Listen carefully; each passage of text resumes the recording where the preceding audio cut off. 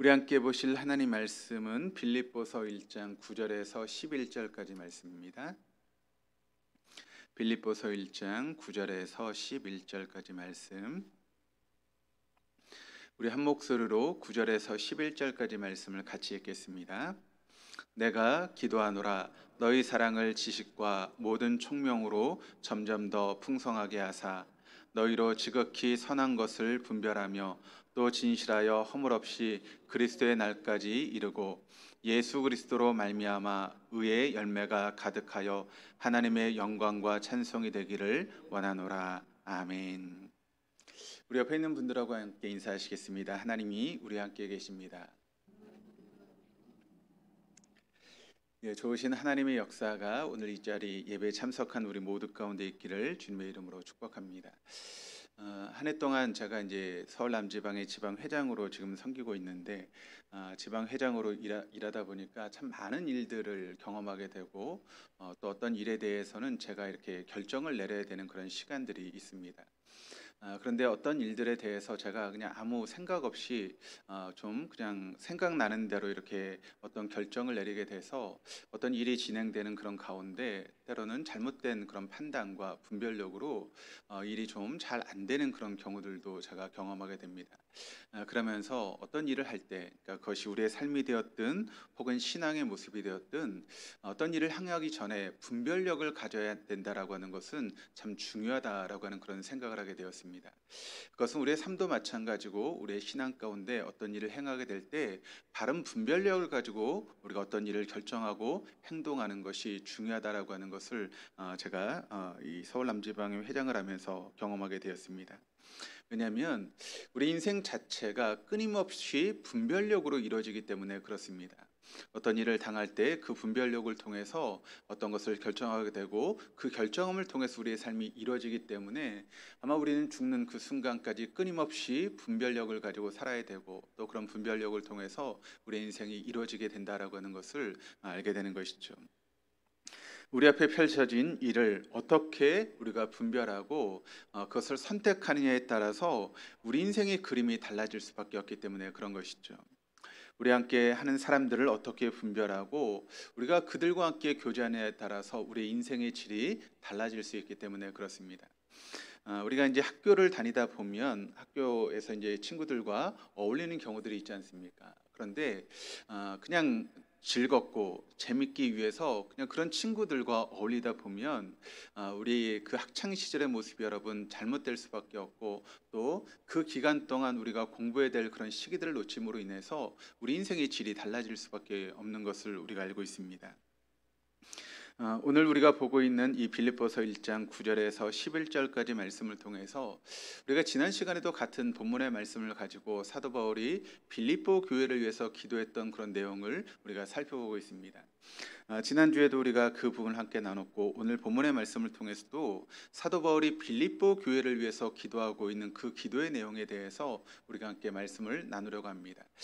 지난 시간에도 말씀을 드렸던 것처럼 사도 바울과 빌립보 교회의 관계는 굉장히 돈독한 그런 관계였고 또 사도 바울에게 있어 빌립보 교회는 어떤 교회에 못지않게 중요하게 생각되어지는 그런 교회였다라고 하는 것을 말씀을 드렸습니다. 뿐만 아니라 사도 바울의 사역에 있어서 빌립보 교회만이 사도 바울을 물질적으로 후원했고 또 사도 바울이 감옥에 갇히게 되었을 때 오네시모라고 하는 그런 사람을 보내어서 사도 바울의 감옥에 뒷바라지를 했던 그런 관계가 바로 바울과 빌립보 교회의 관계였다라고 하는 것을 말씀을 드렸죠.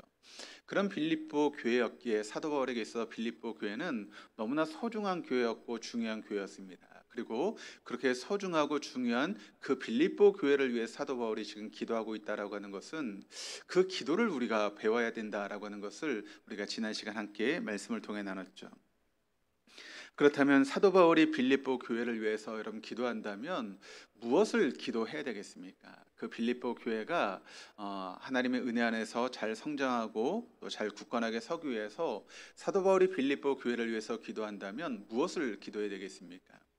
혹시 빌립보 교회가 연약한 교회였기 때문에 그들에게 로마의 황제의 오른팔 같은 그런 고위층의 권력자들이 그 빌립보 교회에 출석함으로 인해서 그 빌립보 교회가 아무런 어려움 없이 핍박 없이 그렇게 예배를 드리고 또 교회가 성장할 수 있도록 그런 권력자를 좀 붙여달라고 하는 그런 기도를 여러분 사도 바울이 드려야 되겠습니까? 아니면 그 당시 이제 빌립보라고 하는 그 지역에 상권을 가지고 있는 부자가 있지 않습니까? 그러면 그 부자가 빌립보 교회에 좀 출석을 하고 또한 중요한 직분을 맡아서 빌립보 교회가 물질적으로 어려움이 없는 그런 교회가 되기를 위해서 사도 바울이 기도해야 되겠습니까? 아니면 빌립보에 있는 그런 최고의 학자들이 모두 하나님을 믿기 위해서 그 사람들이 빌립보 교회를 선도해 나가는 그런 교회가 되게 해달라고 사도 바울이 기도해야 되겠습니까? 그런 것은 다 인간적인 생각으로 드려지는 기도겠죠. 어떤 힘이 있는 사람 아니면 물질이 많은 사람, 어떤 사회에서 인정을 받는 그런 사람들이 우리 교회에 오게 되면 우리 교회가 힘을 얻고 또 능력이 돼서 어떤 일을 행해 나가는데 어려움 없을 것이다라고 하는 그런 마음으로 우리가 충분히 그런 기도를 드릴 수 있지 않겠습니까? 그런데 사도 바울이 빌립보 교회를 위해서 기도했을 때 그런 기도를 드리지 않았다라고 하는 것을 우리는 기억해야 됩니다. 사도 바울이 드렸던 빌립보 교회를 향한 기도는 그런 기도가 아니었습니다. 그 기도는 그저 눈앞에 어떤 작은 이익이나 안일함을 위해서 드리는 그런 기도였지, 우리가 하나님께 드려야 되는 또 교회를 위해서 드려야 되는 본질적인 기도의 내용은 아니다라고 하는 것을 우리는 사도 바울의 기도의 내용을 통해서 발견할 수 있게 되는 것입니다. 그래서 오늘 사도 바울이 여러분 빌립보 교회를 위해서 기도했을 때 그의 기도는 어떤 기도를 드리고 있습니까? 오늘 본문의 말씀 통해서 우리가 보게 되는 그와 같은 모습은 사람이 점점 풍성해지기를 위해서 사도 바울이 빌립보 교회를 위해서 기도했다라고 하는 것을 우리가 지난 시간 함께 말씀을 통해서 나눴죠. 그리고 그 사랑은 여러분 어떤 사랑이 되어야 된다라고 말씀을 드렸습니까? 지식과 총명이 더해져야 된다라고 하는 것을 지난 시간 함께 말씀을 통해서 함께 나눴습니다. 왜냐하면 지식이 없는 사랑은 맹목적인 사랑으로 흘러갈 수 있기 때문에 그렇습니다. 그러니까 여러분 우리가 아이를 이제 양육할 때도 그렇지 않습니까? 아이를 양육할 때 그저 아이들이 원하는 대로 다 해주면 여러분 그 아이가 올바로 자랄 수 있을까요? 그렇지 않죠. 그렇기 때문에 부모가 아이를 양육할 때 지식이 있어야 됩니다. 그래서 뭔가 끊어야 될 것은 끊어야 되고 또 아이를 올바른 길로 인도하기 위해서 무엇이 옳은 길인지를 알 수 있는 그런 지식이 부모에게 필요하다는 것이죠. 그래서 지식 없는 사랑은 맹목적인 사랑이 될 수 있기 때문에 그것은 오히려 그 상대방에게 더 잘못된 길로 인도할 수 있기 때문에 그 같은 사랑은 오히려 상대를 더 나쁘게 만드는 것이죠. 뿐만 아니라 총명 없는 사랑은 편협한 이기심으로 흘러갈 수밖에 없다는 것입니다. 그래서 눈앞에 보이는 그와 같은 것만을 생각하면서 감정의 파도와 같이 이렇게 흔들릴 수 있는 그런 사랑이 될 수 있기 때문에 사랑에는 총명이 있어야 된다라고 하는 것을 우리가 지난 시간 말씀을 통해 함께 나눴습니다. 그리고 오늘 나누려고 하는 부분은 바울이 빌립보 교회를 위해서 사랑과 지식이 모든 총명함으로 점점 더 풍성해지기를 위해서 기도하고 있는 이유에 대해서 함께 나누려고 하는데, 오늘 본문의 말씀 1장 10절 말씀을 우리 한번 같이 한번 읽어보도록 하시겠습니다. 너희로 지극히 선한 것을 분별하며 또 진실하여 허물 없이 그리스도의 날까지 이르고. 그러니까 사도 바울은 오늘 말씀을 통해서 사랑이 점점 풍성해지기를 원한다라고 하는 그런 기도에 대해서 이야기를 하면서 지식과 총명 있는 사랑으로 점점 더 풍성한 빌립보 교회가 되기 위해서 사도 바울이 두 가지에 대해서 이야기를 하면서 기도하고 있다는 것입니다.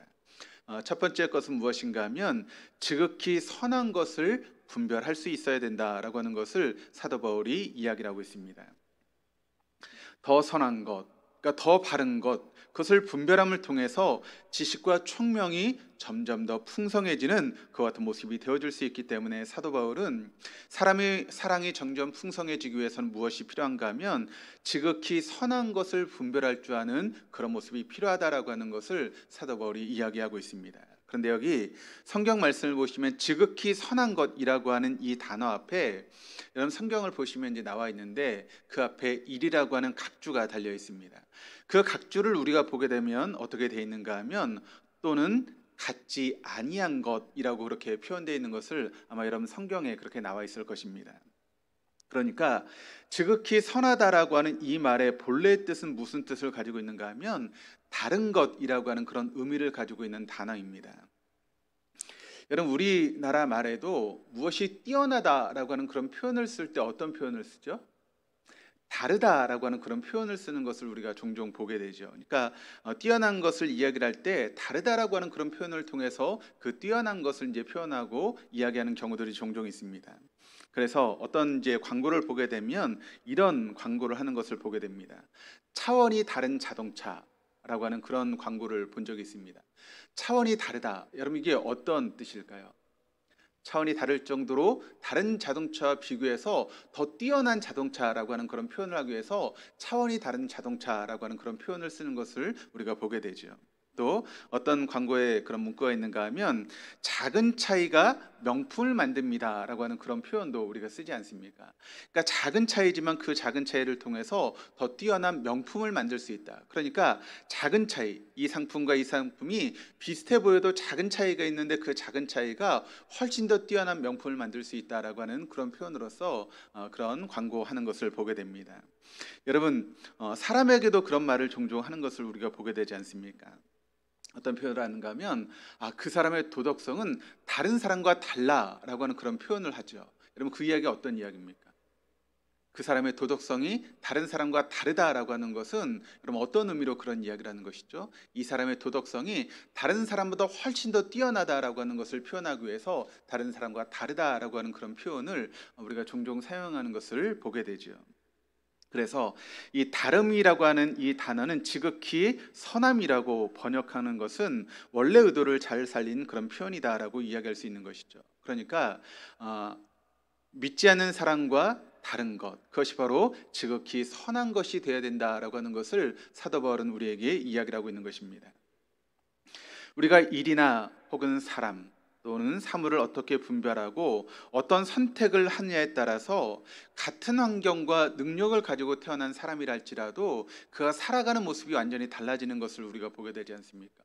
그러니까 우리가 볼 때 똑같은 환경 속에서 이렇게 태어나고 또 환경 가운데 있음에도 불구하고 그가 그 사물을 바라보는 또 자신이 처해 있는 그런 환경을 어떻게 분별하느냐에 따라서 그 삶의 모습이 완전히 달라질 수 있다라고 하는 것을 우리가 경험하게 되지 않습니까? 아니 어떤 사람은 우리가 흔히 이야기할 때 여러분 그런 이야기를 하지 않습니까? 저 사람은 입에 금수저를 물고 태어났어라고 하는 그런 표현을 우리가 종종 하죠. 그럼 그게 어떤 표현이죠?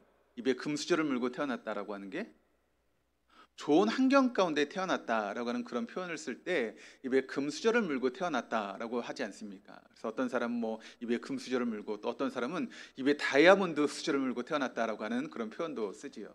그러니까 그 사람의 환경이 굉장히 좋은 환경 가운데 태어났다라고 그렇게 이야기를 할 때 그런 이야기를 합니다. 그런데 어떤 사람은 여러분 어떻게 태어납니까? 아무것도 입에 물지 못하고 태어나는 사람도 있죠.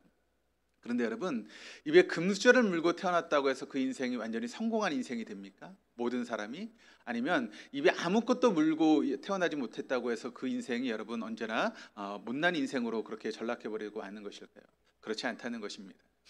물론 입에 금수저를 물고 태어난 사람이 성공할 수 있는 확률이 다른 사람보다 조금 높겠지만 다 그렇지는 않다는 것입니다.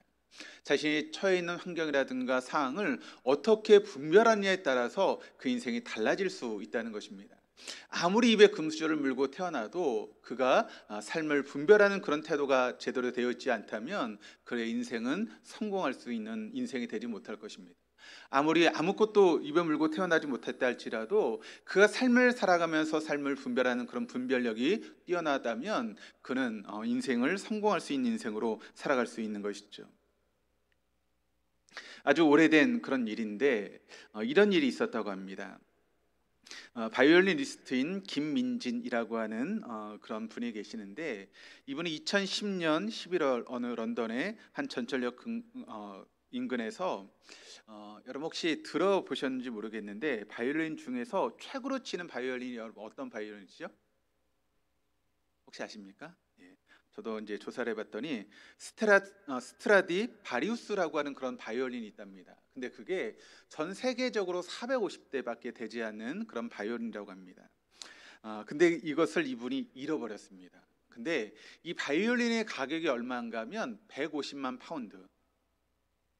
우리나라 돈으로 얼마일까요, 그러면? 지금 우리나라 환율로 따지면 그 액수가 얼마나인가 하면 21억입니다. 그러니까 21억짜리 바이올린을 지금 잊어버린 것입니다.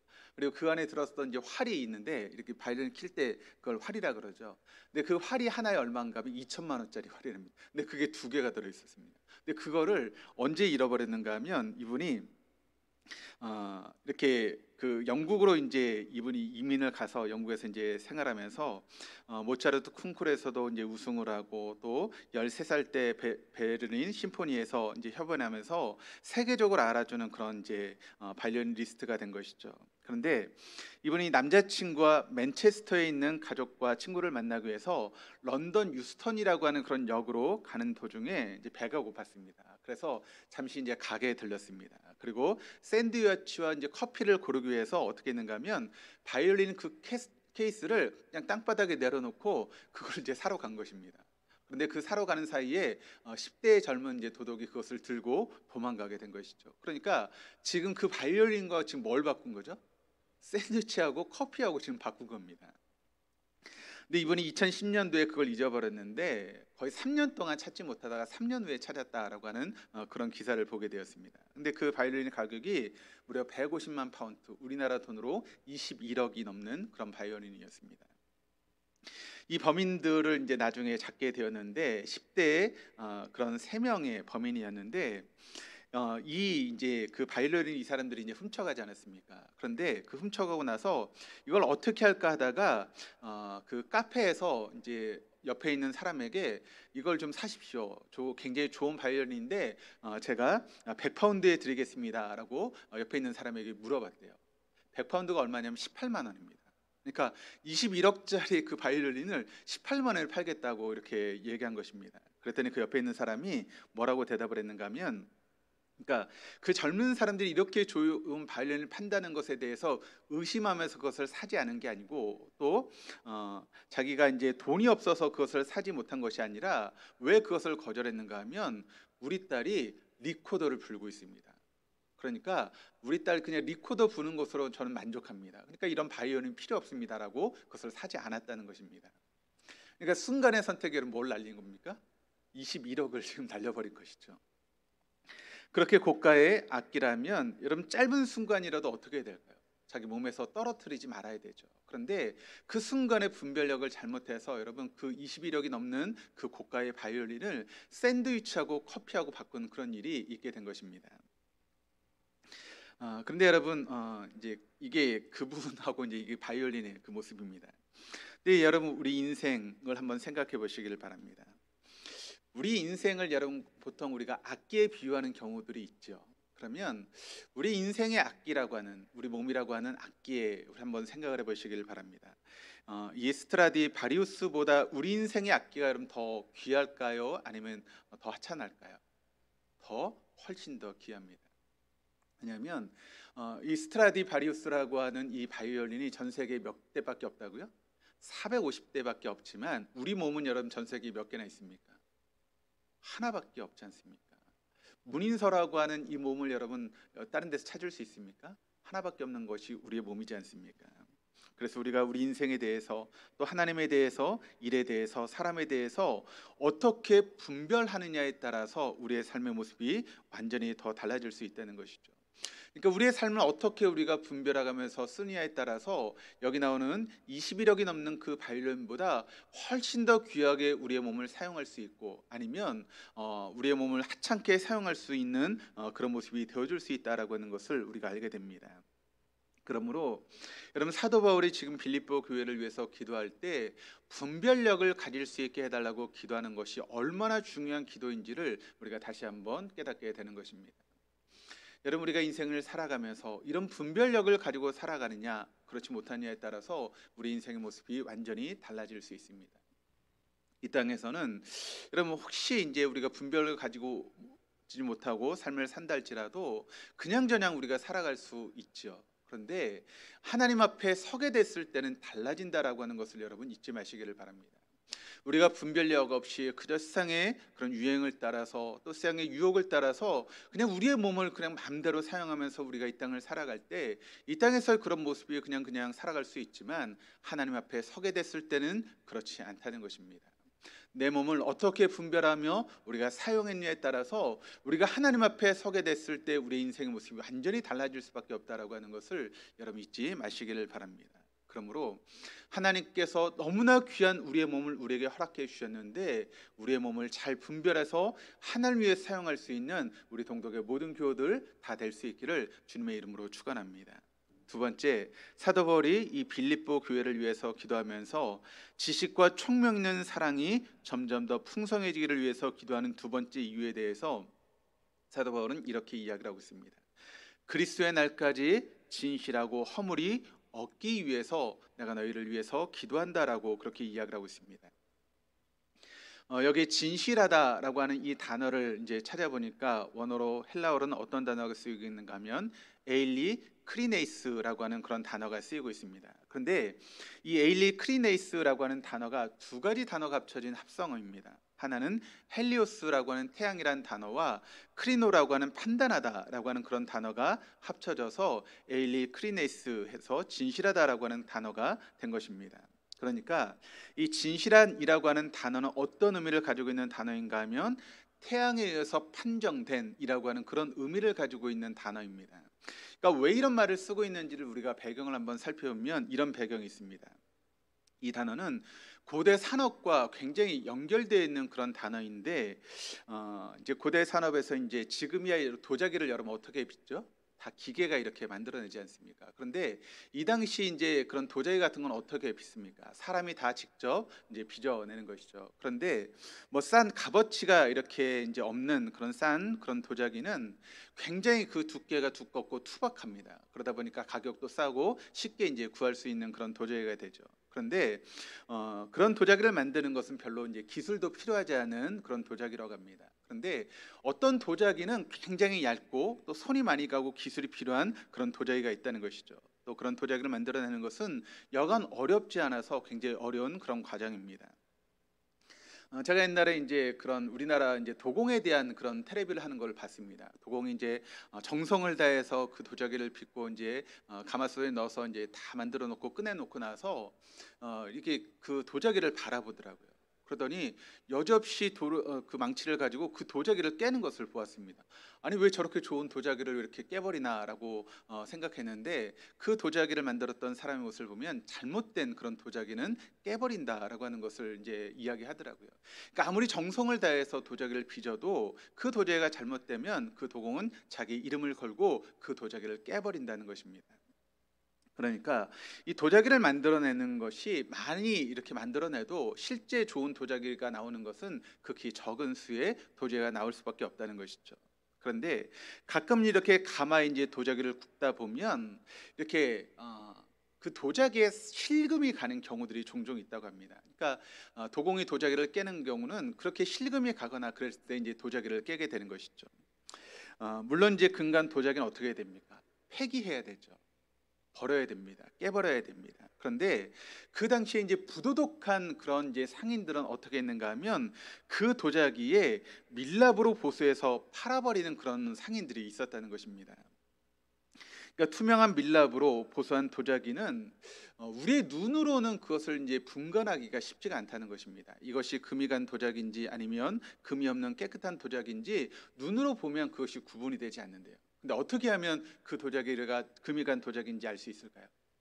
태양에 비춰보면 밀랍으로 칠한 부분이 시커멓게 된답니다. 그러니까 이렇게 태양으로 비춰봐서 여기 어떤 시커먼 부분이 있다 그러면 그것은 금이 간 도자기를 밀랍으로 이제 해서 만들어낸 도자기라는 것이죠. 그러면 그렇게 시커멓게 이제 나타나게 된다는 것입니다. 그런 부도덕한 상이 있었기 때문에 선량한 상인들은 자기가 만든 도자기에 어떤 상표를 붙였는가 하면 밀랍하지 않는 이라고 하는 그런 상표를 붙였다고 합니다. 그래서 신의 세라라고 하는 그런 상표를 붙이게 되었다는 것이죠. 그래서 여기서 이제 나온 단어가 어떤 단어인가 하면 신세레라고 하는 진실할이라고 하는 그런 단어가 여기서 이 단어에서 유래된 그런 단어라고 합니다. 영문 편지에 이제 사람들이 쓸 때 어떤 말로 이제 마치는가 하면 sincerely yours라고 하는 그런 단어를 쓴다고 합니다. 그러니까 그 단어의 뜻은 어떤 뜻인가 하면 나의 삶과 마음은 밀랍으로 때우지 않는 순결하게 당신의 것입니다라고 하는 그런 뜻으로 이런 마지막의 편지를 쓴다는 것이죠. 그러니까 바울은 빌립보 교회가 밀랍치를 하지 않고도 한 것처럼 그렇게 위장한 그런 가증한 삶이 아니라 끝까지 순수함을 지킬 수 있는 그런 교회가 되기 위해서 이런 지금 기도를 하고 있다는 것이죠. 또 허물이 없다라고 하는 말은 다른 사람을 넘어지지 않게 하다 혹은 스스로 넘어지지 않다라고 하는 그런 의미를 가지고 있는 단어라고 합니다. 그러니까 진실하다가 내적인 온유함이라면 허물이 없다라고 하는 것은 외적인 온유함을 나타내는 그런 단어의 표현이라는 것이죠. 고린도 교회가 이제 문제가 있었습니다. 어떤 문제가 있었는가 하면 우상에게 바쳐진 제물에게 바쳐진 고기를 먹어도 되느냐 먹지 말아야 되느냐라고 하는 그런 문제 때문에 고린도 교회가 어려움을 당했습니다. 그러니까 그 고린도에서 유통되는 모든 고기들은 그러니까 이방의 신당에서 제사를 드리고 나서 이제 시중에 유통되는 그런 고기였기 때문에 고린도에서 고기를 먹는다는 것은 우상에게 바쳐진 그런 제물을 먹는 것과 마찬가지였죠. 그런데 어떤 사람들은 그와 같은 고기를 이야기를 하면서 우리가 그 고기를 먹을 수 없다. 왜냐하면 그 고기는 우상의 제물로 바쳐졌던 고기이기 때문에 우리가 그 고기를 먹는다는 것은 그 우상의 종교의 그런 제사에 참여하는 것이 되기 때문에 우리 믿는 성도들은 그것을 먹으면 안 된다라고 그렇게 주장하는 사람들이 있었습니다. 그런데 어떤 부류의 사람들은 그냥 그것은 음식일 뿐이지 우상하고는 아무런 상관이 없으니까 우리가 먹어도 된다라고 그렇게 주장하는 사람들이 있었습니다. 근데 바울은 여러분 어떤 측에 속하는 사람이었을까요? 후자에 속하는 사람이었습니다. 그것은 그저 음식이기 때문에 그것은 우상에게 바쳐졌다 할지라도 그 우상은 실제가 아니기 때문에 그것은 우상에게 이제 바쳐졌다 할지라도 우리가 먹을 수 있다라고 하는 그런 마음이 사도 바울의 마음이었습니다. 그래서 아무 거리낌 없이 그 고기를 먹을 수 있었던 것이 바로 사도 바울이었죠. 그러나 사도 바울은 그 문제에 대해서 우리에게 이런 해답을 주고 있는데 고린도전서 8장 13절 말씀을 같이 한번 읽어보도록 하시겠습니다. 그러므로 만일 음식이 내 형제를 실족하게 한다면 나는 영원히 고기를 먹지 아니하며 내 형제를 실족하지 않게 하리라. 자기와 다른 사람이 동시에 넘어지지 않으려면 우리가 어떤 행동을 해야 됩니까? 상대방을 배려하는 그런 마음이 있을 때만 자기와 상대를 넘어지지 않게 한다는 것입니다. 근데 여러분 우리는 너무나 쉽게 여러분 상대에게 상처를 주는 말을 하는 경우들이 얼마나 많이 있습니까? 내가 하는 그 말 때문에 상대방이 여러분 실족하게 되고 그 상대방이 실족함으로 인해서 나까지 실족하게 되는 그런 일들이 우리의 삶 가운데 많이 있다는 것이죠. 그렇기 때문에 하나님이 일을 한다고 하면서 하나님을 의식하지 않고 행동하는 경우들이 얼마나 많이 있습니까? 그래서 교회를 마치 자기 것처럼 자기의 자녀에게 세습하는 그런 일들도 있고 또 어떤 경우는 성지순례 아니면 단기 선교를 가서 그 나라의 종교의 그런 터에 가서 땅밟기를 하고 거기서 예배를 드리면서 그렇게 어떻게 보면 잘못된 행동을 하는 그런 모습들을 우리가 보게 되지 않습니까? 그런 일은 실상은 남을 넘어뜨리는 것뿐만 아니라 자기를 실족하게 하는 행동이다라고 하는 것을 우리는 놓치지 말아야 됩니다. 그런데 바울의 기도는 빌립보 교회가 지극히 선한 것을 분별하는 것과 진실하여 허물이 없어야 되는 그런 목표점을 그리스도의 날까지 가져야 된다라고 하는 것을 오늘 말씀을 통해서 우리에게 이야기하고 있습니다. 왜 그럴까요? 우리의 모든 것은 결국 언제 판명이 나게 됩니까? 주님이 다시 오시는 그날 우리의 모든 것이 판명되기 때문에 그랬습니다. 그래서 사도 바울은 그리스도의 날까지 우리가 그런 삶을 살아가야 된다라고 하는 것을 우리에게 이야기를 하고 있습니다. 지금 대학 입시 수능이 점점 다가오고 있습니다. 그래서 고3 학생이라든가 재수생들이 열심히 공부하고 있죠. 그런데 그 이제 시험의 기간이 이제 한 100일 가까이 이제 남았는데, 여러분 그 남아 있는 그 시간 동안 그 아이들이 어떤 삶을 살았느냐는 언제 판명이 날까요? 얼마나 열심히 공부했느냐 하지 않았느냐 언제 판명이 나죠? 그 수능을 보는 그날 여러분 판명되는 것 아니겠습니까? 그 학생이 여러분 우리가 볼 때 별로 공부를 하지 않은 것 같은데 나름대로 열심히 하면 그 수능의 시험에 여러분 좋은 성적을 거두게 될 것이고, 우리가 볼 때는 열심히 하는 것 같은데 제대로 하지 않으면 그 수능의 시험에 좋은 성적을 거두지 못하게 되는 것입니다. 물론 예외는 있을 수 있습니다.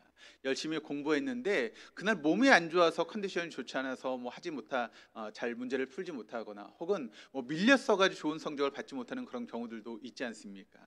그러니까 사람에게는 그런 예외가 있을 수 있죠.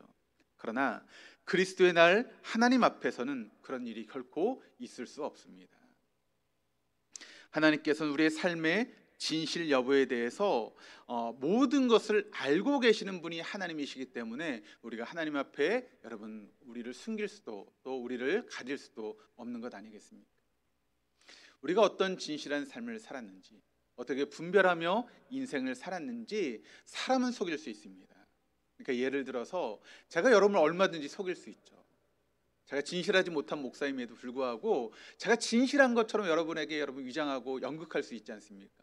제가 연극을 잘하면 여러분들이 저를 생각할 때 우리 목사님 진실한 목사야, 그렇게 생각할 수 있지 않습니까? 그런데 제 속에 만약 거짓이 있고 진실하지 못한 그런 부분이 있다면 사람들은 알 수 없지만 누구는 아십니까? 하나님은 아신다는 것입니다. 우리가 아무리 사람 앞에서 연극을 하고 내가 믿음이 좋은 것처럼 행동해도 사람은 속일 수 있습니다. 얼마든지 사람은 속일 수 있지만 그러나 하나님은 속일 수 없는 것 아니겠습니까? 한순간 우리가 진실할 수 있습니다. 어느 기간만 우리가 허물이 없이 살아가는 것은 가능할 수 있습니다. 그러나 평생 그와 같은 삶을 살아가는 것은 쉬운 일이 결코 아니다라고 하는 것을 우리가 알고 있습니다. 그래서 끊임없이 여러분 우리가 해야 될 일은 무엇입니까? 우리의 시선을 하나님께 고정하는 것입니다. 그 하나님을 바라볼 때만 우리가 올바로 분별할 수 있고 올바로 믿음을 지켜나갈 수 있기 때문에 그렇습니다. 그렇지 않으면 우리의 모든 진실은 내 욕망을 위한 것이 될 수밖에 없고 허물없음도 내 병든 자만심을 채우기 위한 그런 수단이 되어줄 수밖에 없기 때문에 그렇습니다. 아담과 하와는 하나님께서 허락하신 완벽한 환경에서 하나님 말씀과 사단의 말을 바르게 분별하지 못한 그런 삶을 살았습니다. 아니, 분별하지 않으려고 했습니다. 그래서 결국 아담과 하와가 여러분 어떤 행동을 하게 됩니까? 하나님 먹지 말라고 했던 선악과를 따먹는 그런 행동을 아담과 하와가 하게 되지 않습니까? 그로 말미암아 그들의 삶은 물론 에덴 동산이 산산조각 났을 뿐만 아니라 그 이후로 모든 인류가 원죄라고 하는 돌부리에 넘어지게 되는 그런 일들이 벌어지게 되었습니다. 다윗도 마찬가지입니다. 다윗도 여러분 우리가 알고 있는 것처럼 그가 나가 있어야 했을 전쟁터에는 나가지 않고 그냥 왕궁 옥상을 거닐다가 여인이 목욕하는 것을 발견하게 되었습니다. 그는 그 상황을 바르게 분별하지 못하게 되었을 때 그 결과 여러분 그의 인생이 어떻게 되었습니까?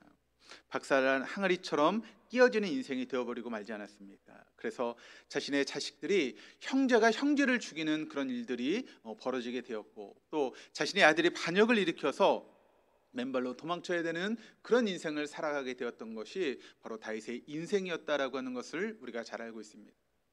그 순간 한 번에 분별력을 갖지 못했을 때 다윗의 인생이 이렇게 추락할 수밖에 없었다라고 하는 것을 우리는 잊지 말아야 됩니다. 예수님이 십자가에 못 박으라고 소리쳤던 대상과 바리새인들을 유시한 유대인들은 아마 자신들이 바른 판단을 하고 바른 분별력을 가지고 있었다라고 그렇게 생각하고 있었을 것입니다. 그래서 서로 하나님이라고 구원자라고 칭하는 예수를 사형에 처고 십자가에 못 박히는 것이 마땅한 일이라고 그렇게 생각하고 예수님을 십자가에 못 박았을 것입니다. 그러나 그것은 그들에게 하나님께 은혜를 택하심을 받은 백성이라고 하는, 또 선택받은 백성이라고 하는 그 유대인들이 오히려 하나님의 아들을 죽이는 그런 일을 서슴없이 벌였던 그런 행동이 돼버리고 말았다라고 하는 것을 우리는 결코 놓치지 말아야 합니다. 빌립보 교회 편지를 보낸 바울도 마찬가지입니다. 그는 과거에 사울이라고 하는 이름을 가지고 있었던 사람입니다. 그리고 그는 누구보다도 바른 판단을 했고 바른 분별력을 가지고 살아갔다라고 생각하면서 예수를 믿는 사람들을 잡아오고 또 그들을 죽이는데 앞장섰던 것이 바로 사울의 인생이었습니다. 그러나 그가 부활하신 주님을 만남으로 자기 눈에 씌어져 있던 비늘이 벗겨지면서 자신이 지금까지 살아오면서 행동하고 분별했던 모든 것들이 잘못된 판단이라고 하는 것을 사도 바울이 깨닫게 되지 않습니까? 그리고 자신의 인생이 밀랍 인형과 같은 그런 인생을 살았다라고 하는 것을 그가 깨닫게 됩니다. 바울을 만났던 예수님이 바울에게 뭐라고 이야기를 합니까? 사울아 사울아 내가 어찌하여 나를 박해하느냐. 사도 바울이 이 말씀을 들음으로 다른 사람의 인생은 물론 자신의 인생도 넘어뜨리고 있음을 직시하게 되었습니다. 바울은 그 후에 바른 분별력한 지식이 있는 그리스도인이 되었고 또 토기장이신 예수님 안에서 완벽한 토기로 그릇으로 빚어가는 인생을 살았다라고 하는 것을 우리가 잘 알고 있습니다. 그래서 사도 바울이 지금 써보내고 있는 이 빌립보서가 얼마나 많은 사람들을 일으켜 세우는 그런 말씀이 되었는지 모릅니다. 2000년이 지난 지금도 우리가 이 말씀을 읽으면서 큰 은혜를 받고 이 말씀을 통해서 우리의 믿음을 세워가는 은혜가 우리에게 있게 되는 줄 믿습니다. 너희 사랑이 지식과 모든 총명으로 점점 더 풍성하게 되어 가장 좋은 것을 분별할 줄 알아. 그리스도의 날까지 밀랍칠한 인생이 되지 않고 온전한 토기가 되며 허물없는 인생이 되기를 나는 기도하노라. 이것이 바로 빌립보 교회를 향한, 너무나 소중하게 생각했던 빌립보 교회를 향한 사도 바울의 기도였습니다. 이것이 사랑하는 우리 이웃들에게 또 사랑하는 우리의 모든 사람들에게 우리가 해야 될 기도다라고 하는 것을 여러분 결코 잊지 마시기를 바랍니다. 우리의 사랑하는 사람들이 그리고 내가 정말 하나님 앞에 분별력을 가지고 살아갈 수 있는 인생이 되어줄 수 있도록, 또 주님이 오시는 그날까지 사람들에게 보이는 밀랍칠한 그런 인생이 되지 않고 하나님이 빚어가시는 온전한 토기가 되어서 하나님 앞에 귀하게 쓰임받는 저와 여러분, 우리 모두의 인생이 될 수 있기를 주님의 이름으로 축원합니다.